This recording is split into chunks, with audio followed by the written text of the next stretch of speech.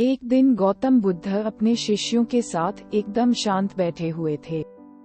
उन्हें इस प्रकार बैठे हुए देख शिष्य चिंतित हुए कि कहीं वह बीमार तो नहीं है।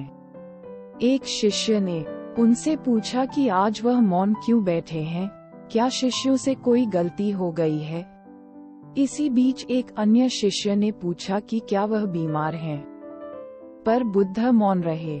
तभी कुछ दूर खड़ा व्यक्ति जोर से चिल्लाया, आज मुझे सभा में बैठने की अनुमति क्यों नहीं दी गई है।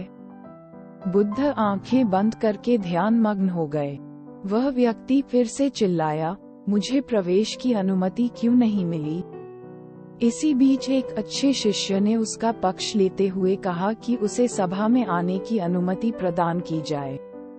बुद्ध ने आंखें खोलीं और बोले, नहीं, वह अछूत है, उसे आज्ञा नहीं दी जा सकती। ये सुनकर शिष्यों को बड़ा आश्चर्य हुआ। बुद्ध उनके मन का भाव समझ गए और बोले, हाँ, वह अछूत है।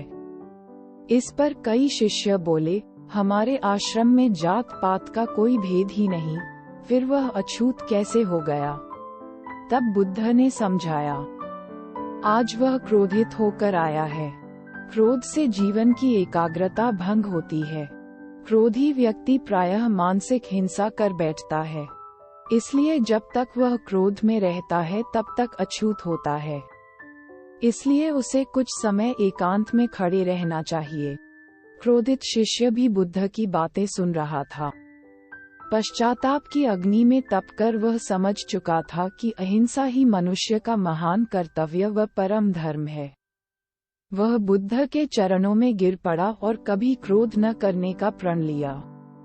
दोस्तों, मैं आप लोगों को इस छोटी सी कहानी के माध्यम से यह समझाना चाहती हूँ कि क्रोध के कारण व्यक्ति अनर्थ कर बैठता है और पश्चाताप उसे बाद में होता है, जिसका कोई लाभ नहीं मिलता। इसलिए हमें क्रोध नहीं करना चाहिए। असल मायने में क्रोधित व्यक्ति अछूत हो जाता है और उसे अकेला छोड़ देना चाहिए। क्रोध करने से तन, मन और धन तीनों की हानि होती है। क्रोध से ज्यादा हानिकारक कोई और वस्तु नहीं है।